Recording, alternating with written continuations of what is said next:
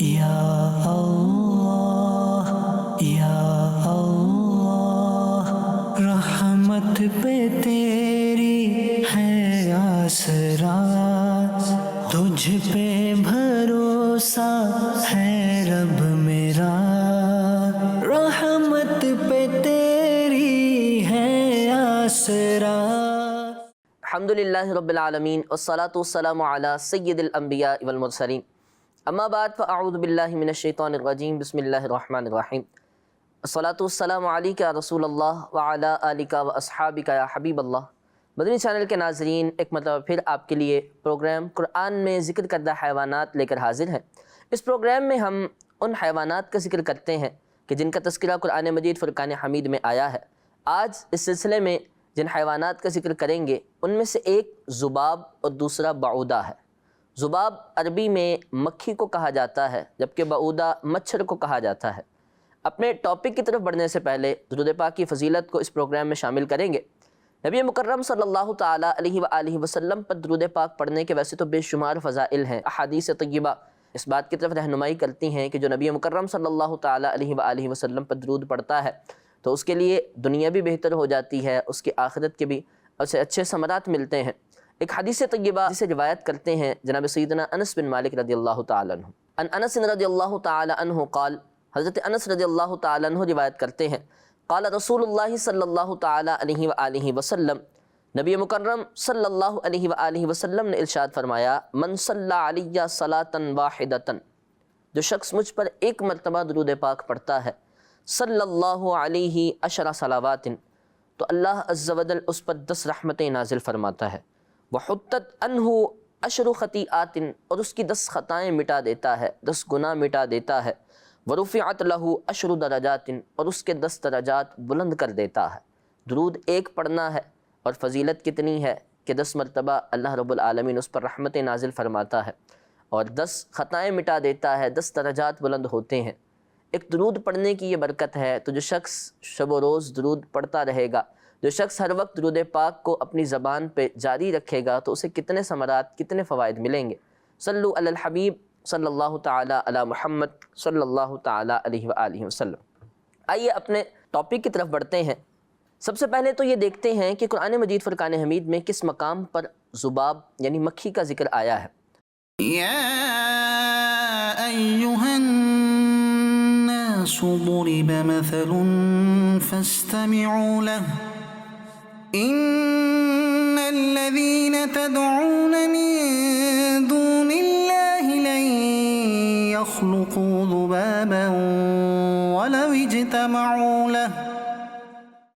اے لوگو، ایک کہاوت فرمائی جاتی ہے، اسے کان لگا کر سنو، وہ جنہیں اللہ کے سوا تم پوجتے ہو ایک مکھی نہ بنا سکیں گے اگرچہ سب اس پر اکٹھے ہو جائیں۔ یہاں پر اللہ رب العالمین نے جو معبودان باطلہ کی پوجا کرتے، عبادت کرتے تھے، انہیں اس بات کی طرف مثال کے ذریعے سمجھایا ہے کہ اے لوگوں سمجھو، وہ لوگ یا وہ چیزیں کہ جنہیں تم اپنے ہاتھوں سے تراشتے ہو، اپنے ہاتھوں سے بناتے ہو اور انہیں معبود کہتے ہو، انہیں اپنا خدا مانتے ہو، ان کی حالت تو یہ ہے کہ وہ ایک مکھی تک پیدا نہیں کر سکتے۔ ان کی حالت یہ ہے کہ تمام کائنات کے ایسے معبودان باطلہ جمع ہو جائیں تب بھی ایک چھوٹی سی مکھی نہ پیدا کر سکیں۔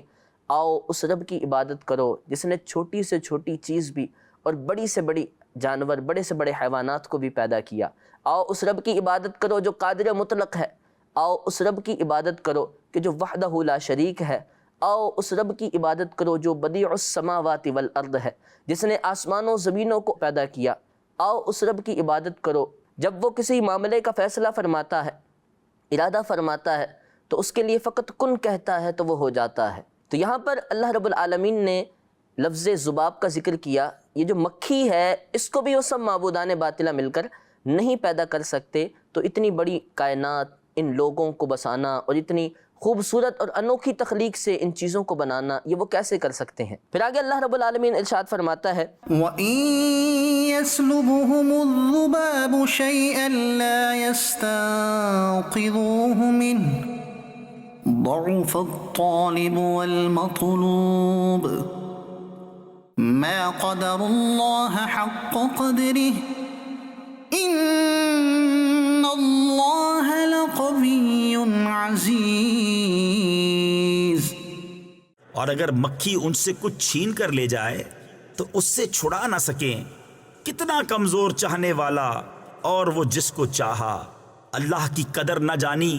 جیسی چاہیے تھی. بے شک اللہ قوت والا غالب ہے. اب یہاں پر دوسری چیز یہ بیان کی گئی کہ معبودان باطلہ پر ان کے سروں پر اور ان کے چہرے پر شہد اور زعفران کو ملا کرتے تھے. جب وہ شہد اور زعفران ملتے تھے ان معبودان باطلہ کی تو یہ اتنے عاجز ہیں کہ جب ان سے ایک مکھی ان کے چہرے سے یا ان کے سر سے اس زعفران یا اس شہد کو لے جاتی ہے تو یہ اس سے واپس وہ نہیں لے سکتے. تو یہ کیسے کہہ سکتے ہو کہ یہ تمہارے معبود ہیں، یہ وہ ہیں کہ جو عبادت کے لائق ہیں، یہ وہ ہے کہ جو خدا ہیں.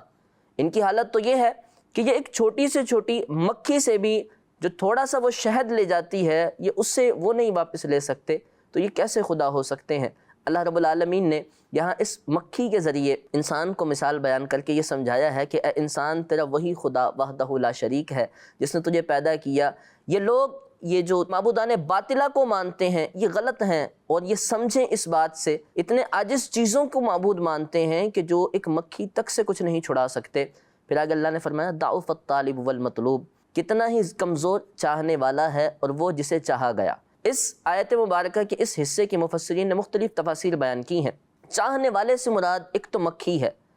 وہ مکھی کہ جو ان معبودان باطلہ کے اوپر سے شہد اور زعفران کو اٹھا کر لے جاتی ہے، وہ جو اسے چاہ رہی ہوتی ہے. اور مطلوب سے مراد جسے چاہا گیا وہ معبودان باطلہ ہے. اب یہاں پر یہ مکھی بھی کمزور ہے اور وہ معبودان باطلہ بھی کمزور ہیں، اتنے کمزور کہ وہ ایک چھوٹی سی مکھی سے وہ چیز واپس نہیں لے سکتے. اور یہ مکھی اتنی کمزور ہے کہ ایک نظر آنے والی چھوٹی سی چیز ہے جس کی زندگی بھی 40 دن ہوتی ہے. اب دوسری بات اس کی تفسیر یوں بیان کی گئی ہے کہ یہ جو چاہنے والے ہیں یہ بھی خود بھی کمزور ہیں، اور جسے چاہا گیا ہے معبودان باطلہ وہ بھی کمزور ہیں کہ وہ اس طرح کمزور ہیں کہ وہ کچھ دے نہیں سکتے، کچھ حرکت نہیں کر سکتے، کچھ کر نہیں سکتے، وہ اپنے خود کو گرنے سے نہیں بچا سکتے. اور یہ اس طرح کمزور ہیں کہ انہوں نے عقل کے باوجود ایسی چیزوں کو معبود تصور کیا. اس آیت طیبہ کے اندر ذباب کا ذکر آیا ہے. مکھی جو عمومی طور پر ہمارے گھروں میں پائی جاتی ہے،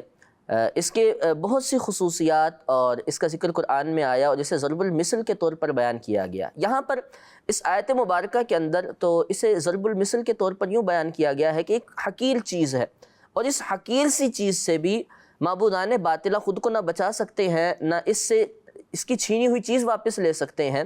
تو اسی طرح اس مکھی کو ضرب المثل کے طور پر یہاں حقارت میں بیان کیا گیا. اسی طرح اس کی مثال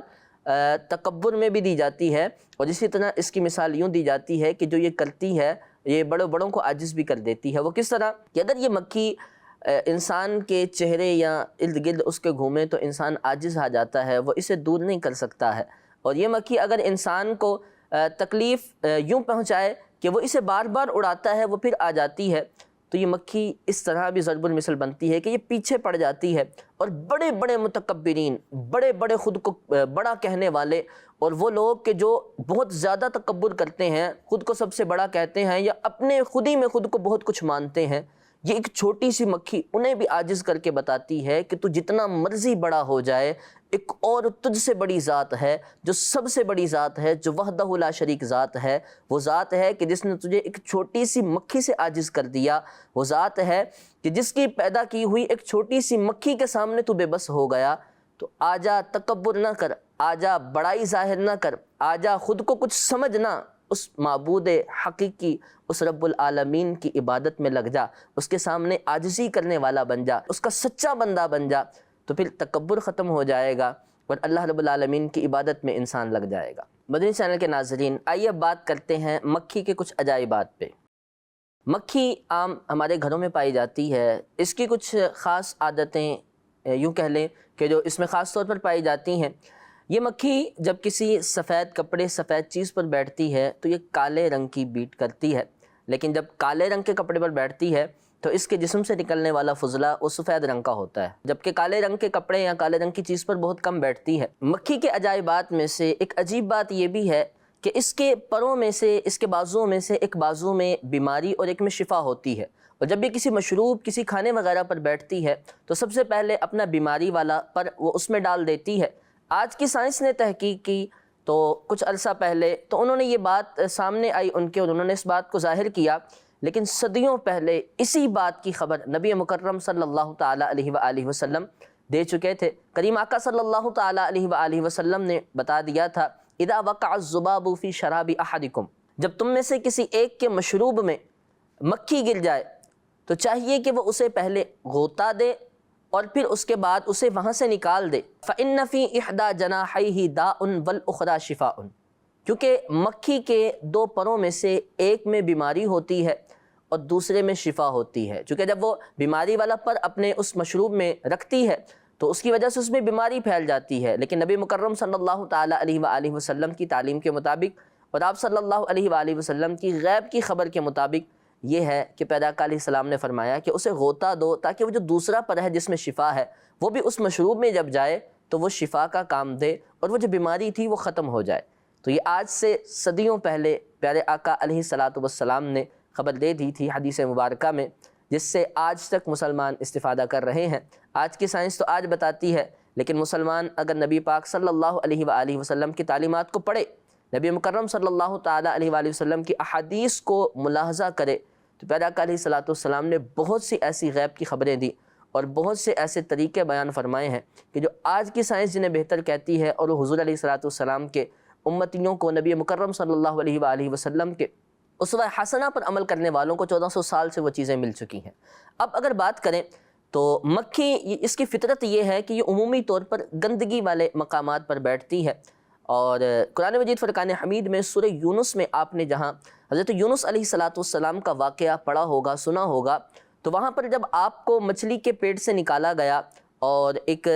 جزیرے پر آپ کو مچھلی نے ڈالا تو اللہ رب العالمین نے وہاں پر کدو کا درخت اگایا۔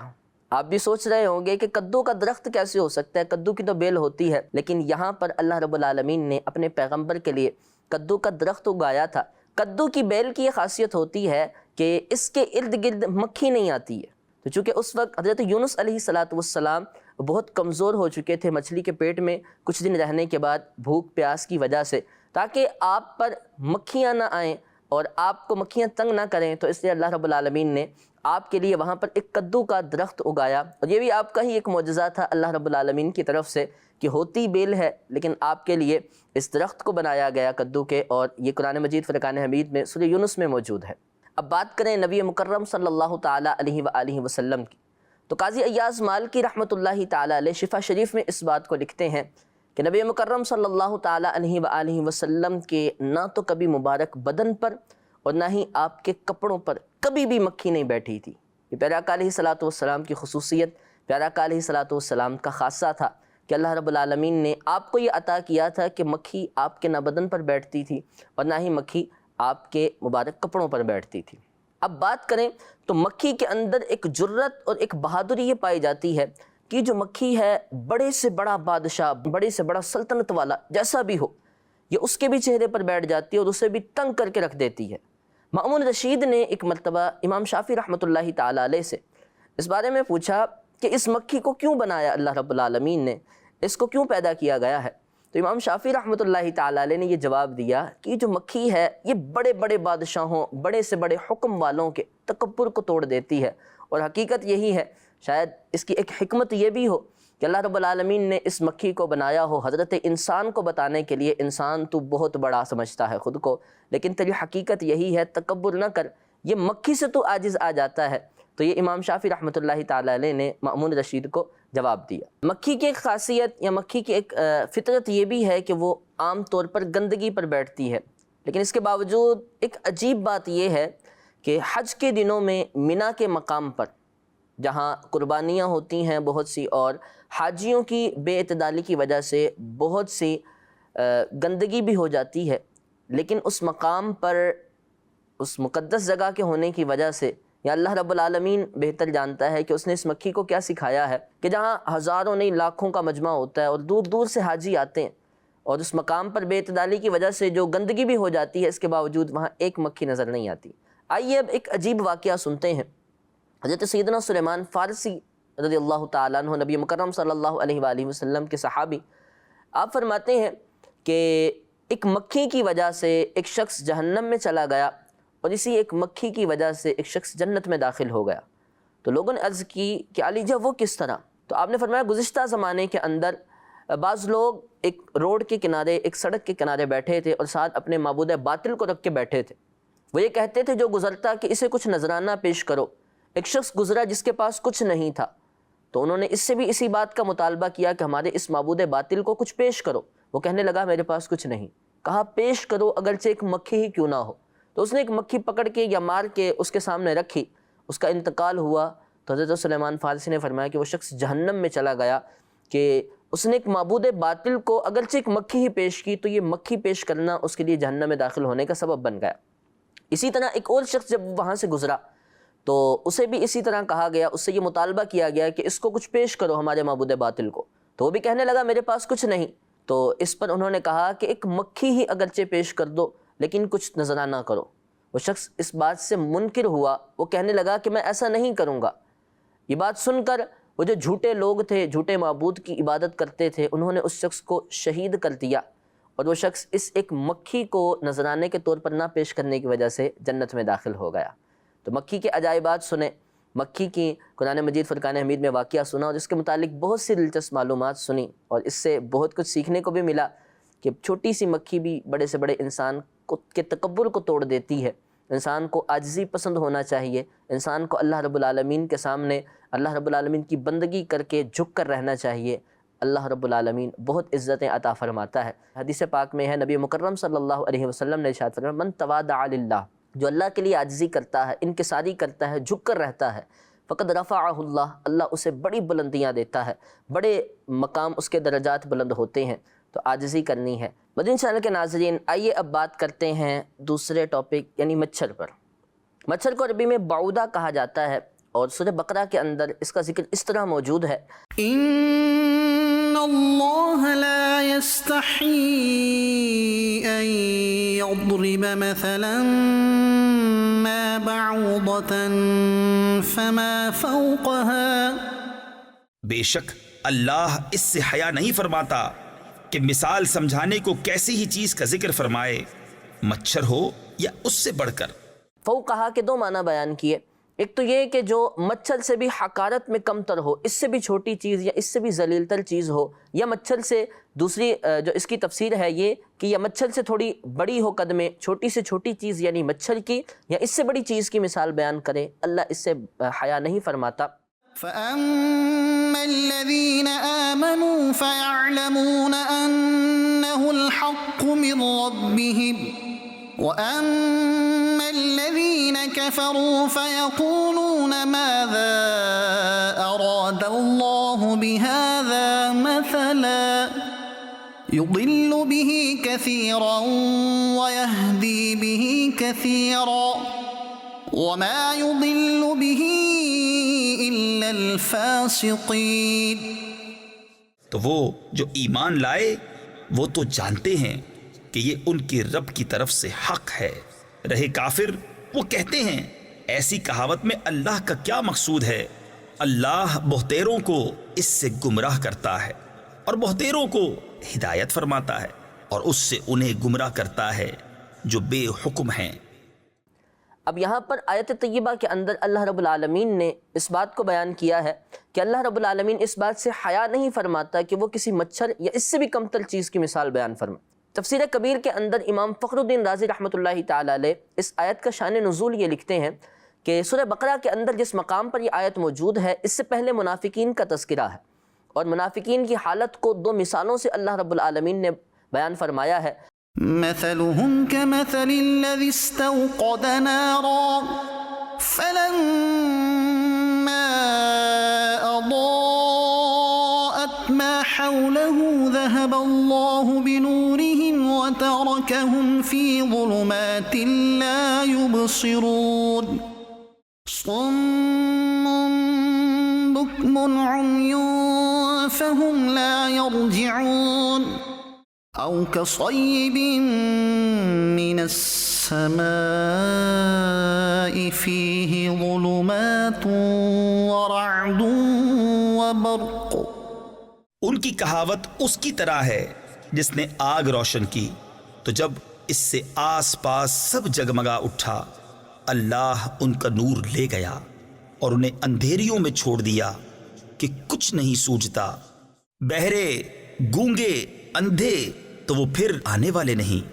یا جیسے آسمان سے اترتا پانی کہ اس میں اندھیریاں ہیں اور گرج اور چمک۔ تو اب یہاں پر ان دو مثالوں کو جب اللہ رب العالمین نے قرآن میں بیان فرمایا تو منافقین اور مشرکین نے یہ اعتراض کیا کہ اللہ رب العالمین بلند و بالا ہے، وہ اس طرح کی مثالیں نہیں بیان کرے گا، یہ ان کی اپنی طرف سے معاذ اللہ گھڑی ہوئی ہیں۔ تو اللہ رب العالمین نے ان کے بعد اس آیت کو نازل فرمایا اور فرمایا اللہ رب العالمین حق بیان فرماتا ہے، اور اللہ رب العالمین یہ مثال بیان فرماتا ہے، اور مثال چونکہ لوگوں کے سمجھنے کے لیے آسان ہوتی ہے تو یہاں پر ان کے اعتراض کو رفع کرنے کے لیے، ان کے اعتراض کو دور کرنے کے لیے یہاں پر اس آیت مبارکہ کو ذکر کیا گیا ہے۔ آئیے اب مچھر کی تخلیق میں پائے جانے والے عجائبات کا ذکر کرتے ہیں۔ اللہ رب العالمین نے اس چھوٹے سے حیوان کو، جانوروں میں اگر دیکھا جائے تو بڑے سے بڑا جو ہمیں حیوان نظر آتا ہے خشکی کے جانوروں میں تو وہ ہاتھی ہے، اگر بحری جانوروں میں یعنی سمندری جانوروں میں دیکھیں تو وہ تو ویل مچھلی ہے، لیکن خشکی کے جانوروں میں جو سب سے بڑا جانور ہمیں نظر آتا ہے وہ ہاتھی ہے، اور سب سے چھوٹا جسے ہم دیکھ پاتے ہیں وہ مچھر یا اس جیسی چیزیں ہیں۔ اب مچھر کی تخلیق کو اگر دیکھا جائے تو یہ ہاتھی سے بہت مشابہت رکھتا ہے۔ اللہ رب العالمین کی شان کہ اس پروردگار عالم نے اس چھوٹی سی کیڑے کو، اس چھوٹے سے مچھر کو بھی اس بڑے ہاتھی جیسی صورت اور اس جیسی شکل عطا فرمائی ہے کہ اس کی بھی ہاتھی کی طرح ایک سونڈ ہوتی ہے، بلکہ سبحان ربی الاعلیٰ، اتنے بڑے جانور کو اللہ نے جو اعضاء عطا فرمائے وہ اتنے چھوٹے سے جانور کو بھی دیے، بلکہ اس سے بھی بڑھ کر عطا کیے۔ وہ بڑھ کر کیا تھے کہ اس کو اللہ رب العالمین نے پر بھی عطا کیے اڑنے کے لیے۔ اس ہاتھی کے اندر تو 2 آنکھیں ہیں، لیکن کہا جاتا ہے سائنسی تحقیق کے مطابق ایک مچھر کے اندر 100 آنکھیں ہوتی ہیں تقریباً اس کے سر پر۔ اور پھر اللہ رب العالمین کی نعمت کتنی بڑی نعمت ہے، انسان کو اللہ رب العالمین نے آنکھوں کے آگے یہ جو پلکیں دی ہیں جھپکنے والی، اس سے انسان کی آنکھوں کو کتنا فائدہ ہوتا ہے۔ کوئی گندگی، کوئی ڈسٹ، کوئی اس طرح کی جو بری چیز ہوتی ہے آنکھ کی طرف آنے والی، یہ پلک جھپک کر اسے روک دیتی ہے، اور جب کوئی ڈسٹ یا گندگی آتی ہے آنکھ میں تو یہ پلک جھپک جھپک کر اللہ رب العالمین نے یہ جو سسٹم بنایا ہے یہ اس گندگی کو کنارے پر کر دیتا ہے، آنکھ کے اندر جانے نہیں دیتا۔ اور یہ جو مچھر ہوتا ہے اس کی 100 کے قریب جو آنکھیں تحقیق بیان کرتی ہے، اس کے اندر اس کی آنکھوں پر پلکیں نہیں ہوتی، جس کی وجہ سے دیکھا جائے تو یہ جو اپنے اس کے بازو ہوتے ہیں اگلے، وہ اپنے انہی بازوؤں کے ساتھ اپنی آنکھوں کو صاف کر رہا ہوتا ہے، بار بار آنکھوں پر انہی بازوؤں کو مار کے انہیں صاف کر رہا ہوتا ہے۔ انسان شکر کر، اللہ رب العالمین نے تجھے ان پلکوں کی نعمت سے بھی نوازا ہے۔ اللہ رب العالمین نے، چونکہ اگر پلکیں نہ ہوتی تو انسان کو وہ گندگی صاف کرنے کے لیے ہاتھوں کا بار بار استعمال کرنا ہوتا، انسان تو اپنے کاموں میں مشغول رہتی، آنکھوں کی حفاظت کے لیے اللہ نے پلکوں کو بنا دیا ہے، اور تیری آنکھوں کی حفاظت کے لیے اللہ رب العالمین پلکوں کو اس کام میں لگا دیتا ہے کہ وہ گندگی کو سائیڈ پہ کرتی رہتی ہیں، رفع کرتی رہتی ہیں۔ اس مچھر کے اور بہت سے عجائبات ہیں۔ اللہ رب العالمین نے اس چھوٹے سے کیڑے، اس چھوٹے سے اڑنے والے حیوان جسے مچھر کہتے ہیں اور جسے ہم دیکھتے بھی ہیں، اور اسے اللہ رب العالمین نے چھوٹا ہونے کے باوجود ایسی سمجھ دی ہے کہ یہ انسان کے کسی بھی حصے پر بیٹھ کے اپنی خوراک کو تلاش کر لیتا ہے۔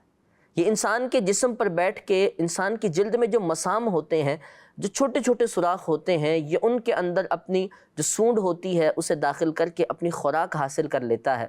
اور اللہ رب العالمین نے یہ اسے سکھایا ہے، اسے پتہ چل جاتا ہے کہ کس عضو سے اسے کیا خوراک ملنی ہے، اور وہ وہاں تک رسائی حاصل کرتا ہے جس طرح بھی کر کے اپنی خوراک کو حاصل کرتا ہے۔ تو اللہ رب العالمین نے ایک چھوٹے سے جانور کو بھی پیدا کیا تو اس کی خوراک کا بھی اللہ رب العالمین نے کیسا انتظام کیا، اسے کیسا سکھا دیا کہ تیری خوراک خون میں ہے اور اسے حاصل کرنے کا طریقہ کیا ہے۔ مچھر کی ایک حماقت کو بیان کیا جاتا ہے، ایک جہالت کو بیان کیا جاتا ہے۔ وہ جہالت یہ ہے کہ مچھر جب کسی اندھیرے میں ہوتا ہے اور جسے کہیں روشنی نظر آتی ہے تو یہ اس کی طرف اڑنا شروع کرتا ہے، یہ اس کی طرف جانا شروع کرتا ہے۔ اور کہا جاتا ہے کہ جب مچھر کسی چراغ کو دیکھتا ہے اندھیرے میں تو سمجھتا ہے کہ یہ روشنی ہے اور وہ اس کی طرف جاتا ہے، اور اس کی نظر میں کچھ کمزوری ہوتی ہے، اور یہ بھی تحقیق سے بیان کیا گیا، لیکن اس کے باوجود یہ اپنی خوراک تک تو پہنچ ہی جاتا ہے۔ اس کی نظر کی کمزوری کے باوجود یہ اپنے اللہ رب العالمین نے جو اس کے لیے رزق رکھا ہے وہ انسان کے جسم سے حاصل کر لیتا ہے۔ جب اسے پتہ چل جاتا ہے اور اللہ رب العالمین نے اس کو سننے کی ایسی طاقت دی ہے کہ یہ انسان کے حرکت کرنے والے ہاتھ کی حرکت کو دور سے سن لیتا ہے اور اپنی جگہ سے اڑ جاتا ہے، اور جب انسان واپس اپنا ہاتھ رکھتا ہے تو پھر اپنے مقام پر آ کر خون کو چوسنے لگتا ہے۔ اب اگر بات کریں اس کی حماقت کی، تو مچھر جو ہے جب یہ کسی چراغ کو دیکھتا ہے تو سمجھتا ہے نظر کمزور ہونے کی وجہ سے شاید یہ بھی روشنی ہے، یہ باہر نکلنے کا راستہ ہے، وہ چراغ کی طرف تیزی سے بڑھتا ہے۔ بعض اوقات تو سیدھا ڈائریکٹ وہ جو شمع ہوتی ہے، آگ کی تھوڑی سی شمع ہوتی ہے، اس میں سیدھا آ جاتا ہے، یا اس سے اگر خطا کھا جاتا ہے تو آگے چلا جاتا ہے۔ جب آگے جاتا ہے پھر دیکھتا ہے کہ وہ اندھیرے میں آ گیا ہے تو سمجھتا ہے کہ خطا کر گیا ہے، تو وہ پھر واپس لوٹتا ہے، یہاں تک کہ جب وہ قریب سے گزرتا ہے تو جل کر اسی چراغ میں یا اس کے قریب گر جاتا ہے، مر جاتا ہے۔ یہاں پر علماء صوفیہ اس بات کو بیان کرتے ہیں کہ انسان ٹھیک ہے، مچھر حماقت کرتا ہے، لیکن تو کیوں حماقت کرتا ہے؟ تو اس دنیا میں پڑ گیا ہے، تو اس دنیا کی روشنی کو، رنگینی کو اور بظاہر نظر آنے والی چمک دمک کو دیکھ کر اس میں کیوں مشغول ہو گیا ہے؟ انسان، تیرا دار حقیقی، تیرا دار جو بقا ہے جس میں تو نے ہمیشہ رہنا ہے، انسان تو نے اس چراغ کی روشنی کو دیکھ کر اس میں خود کو گرانا نہیں ہے۔ یہ دنیا جس میں بظاہر روشنی ہے، انسان اس میں گرا کر خود کو جلا نہ لے، انسان اس میں خود کو گرا کر خود کو فنا نہ کر لے۔ انسان تو نے اس روشنی سے آگے گزر کر جانا ہے۔ آگے بظاہر اندھیرا ہے لیکن اس کے بعد دائمی روشنیاں ہیں، آگے بظاہر اندھیرا ہے لیکن اس کے بعد ہمیشہ کی رہنے والی زندگی ہے، جہاں انسان جنت کے اندر نعمتوں میں رہے گا، بشرط یہ کہ وہ اس دنیا کی رنگینیوں میں کھو کر اپنے رب کو نہ بھول جائے، بشرط یہ کہ وہ اس دنیا میں رہے تو ایسا رہے جیسے مسافر رہتا ہے، بشرط یہ کہ وہ اس دنیا میں یوں رہے کہ اسے یہ یاد ہو کہ آخرت میرا اصلی گھر ہے، اسے یہ یاد ہو کہ مجھے جانا آخرت ہی کی طرف ہے۔ اور اس طرح جب وہ اس دنیا میں رہے گا اور دنیا سے آخرت کا توشہ اکٹھا کر لے گا تو وہ مچھر کی طرح حماقت میں نہیں جائے گا، بلکہ وہ اس دنیا کی روشنی سے بھی اپنی آخرت کے لیے چراغ لے کر جائے گا، وہ اس دنیا کی روشنی سے بھی اپنی قبر کو روشن کرنے کا سامان لے کر جائے گا، اور وہ اس دنیا کی روشنی سے آخرت کی دائمی روشنیوں کی طرف خوشحال ہو کر جائے گا۔ تو اللہ پاک ہمیں اس دنیا کی روشنی میں مگر نہ ہو کر آخرت بھولنے والا نہ بنائے، بلکہ اللہ پاک اس دنیا کو ہمارے لیے آخرت کو بہترین کرنے کے لیے بہترین ذریعہ بنائے، اور اس دنیا میں کہیں مگن ہو کر ہم آخرت کو نہ بھول جائیں۔ یہ دنیا اگرچہ عالم اسباب ہے، رزق کمانا ہوتا ہے، بہت سی ضروریات پوری کرنی ہوتی ہیں، لیکن یہ سب ضروریات کچھ دیر کی ہیں، ان کے باوجود انسان ان میں ایسا مگن ہو جاتا ہے کہ وہ حقیقی ضرورت کو بھول جاتا ہے، وہ اس مقصد کو بھول جاتا ہے جس کے لیے اسے پیدا کیا گیا ہے۔ وہ مقصد کیا تھا؟ وہ مقصد یہ تھا کہ اللہ رب العالمین کی عبادت کرے۔ ہم نے جن و انسان کو نہیں پیدا کیا مگر اس لیے کہ وہ عبادت کریں میری۔ انسان تیرا حقیقی مقصد یہ ہے تو اپنے اس مقصد میں کامیابی کی طرف اپنی راہیں ہموار کر لے، اپنے اس مقصد میں بہترین زاد راہ لے کر چل اور اپنی منزل تک پہنچ جا۔ تیری منزل بھی تجھے مل جائے گی، یہ دنیا بھی مل جائے گی، اس کے اندر تیری زندگی بھی اچھی گزر جائے گی۔ شرط یہ ہے کہ اپنی آخرت کو نہیں بھولنا ہے، شرط یہ ہے کہ اللہ رب العالمین کی عبادت کرنی ہے، شرط یہ ہے کہ اللہ رب العالمین کے فرائض جو اللہ نے ہمیں احکامات دیے ہیں ان پر عمل کرنا ہے۔ دنیا تو سنور جائے گی، آخرت میں بیڑا پار ہو جائے گا۔ اللہ تعالیٰ آپ کو مجھے اس مچھر اور مکھی سے جو چیزیں ہم نے سیکھی ہیں انہیں اپنی زندگی میں نافذ کرنے کی توفیق عطا فرمائے۔ تکبر سے بچنا ہے، خود کو عاجز پسند بنانا ہے، اور اس دنیا سے آخرت کے لیے توشہ اکٹھا کرنا ہے۔ اللہ تعالیٰ آپ کو مجھے قرآن سمجھنے کی توفیق عطا فرمائے۔ اتنی خوبصورت باتیں، اتنی پیاری چیزیں قرآن بتاتا ہے، قرآن میں کس کس طرح سے انسان کو سمجھایا گیا، کیسی کیسی عجیب الخلقت چیزوں کا بیان قرآن میں موجود ہے، اور کیسی کیسی انوکھی باتیں قرآن ہمیں بتاتا ہے۔ قرآن پڑھیں، ترجمہ پڑھیں، تفسیر پڑھیں۔ اللہ تعالیٰ ہمیں دنیا اور آخرت کی بھلائیاں عطا فرمائے۔ آمین۔ صلو علی الحبیب صلی اللہ تعالی علی محمد۔ یا اللہ یا اللہ، رحمت پہ تیری ہے آسرا، تجھ پہ بھروسہ ہے رب میرا، رحمت پہ تیری ہے آسرا۔